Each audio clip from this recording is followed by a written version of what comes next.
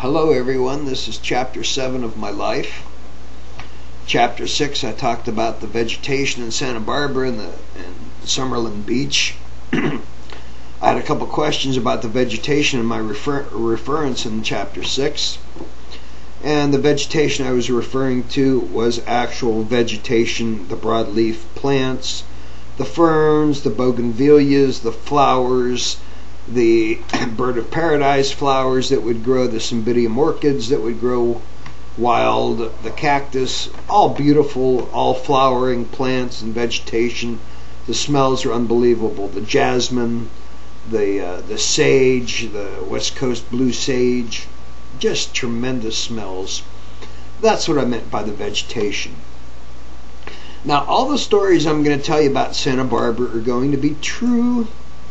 All the names are going to be true except the people that still may be alive, and I sure don't want to slander them, so I'll make up names or I'll just leave their names out.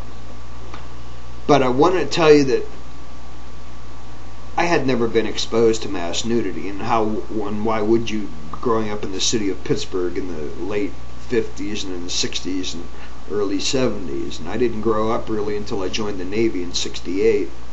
That's when I really grew up and realized what life was all about. Excuse me. Anyway, after I left the Navy and I went to California, I started at St. Francis Hospital. Sisters, the nuns of St. Francis ran that hospital. I worked there as an orderly and also as an orthopedic technician.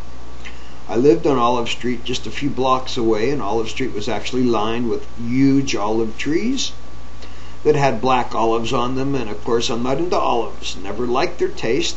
They seem bitter to me. I don't know. People love them.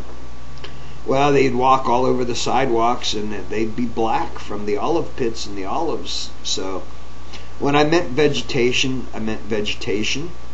Talk about my roommates, talk about the parties, talk about the people that I met, talk about my experiences. They're all going to be true. One of my first roommates, Randy, he's still alive and well in Ventura.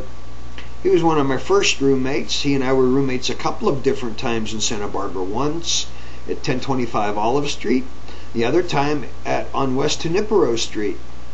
And it was at West Junipero Street who I had a secretary come and visit me every day for lunch, Monday through Friday, for an hour and a half, just to have sex.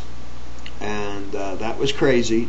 I know, it sounds crazy, but it was wonderful. Incidentally, let me justify saying that period of time was before HIV, it was before genital herpes, before HPV, the human papilloma virus, was diagnosed. It was before chlamydia and all the other sexually transmitted diseases that are plaguing the planet now weren't aware and weren't heard of at that point. Just the basic gonorrhea and syphilis, and that was it. And of course that's deadly enough and terrible enough compared to today's STDs and the different diseases that they have. So I'll tell you about the experiences in the ocean, the beautiful Pacific Ocean. I'll tell you about Chumash Indians.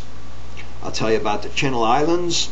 I'll tell you about swimming in the ocean and freaking out seeing a shark 4 times bigger than the room that I'm sitting in, and swimming around it, not even being aware that it was behind us.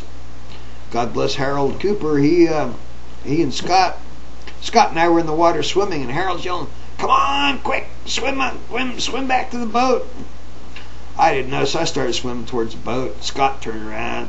I guess he saw the fin of the shark, and he took off swimming, so I didn't know what happened, but he spooked me, so I swam really hard as fast as I could. We got in the boat, and this big old basking shark just went around this 18-foot runabout like it was like nothing, like you could put 8 18-foot runabouts in this big shark. You know, the dorsal fin was 10 times bigger than I'll ever be personally, and I'm only 5'4". And Randy, my roommate, was 6'4", so like I had to look up to him. As a matter of fact, Randy, was my best roommate ever.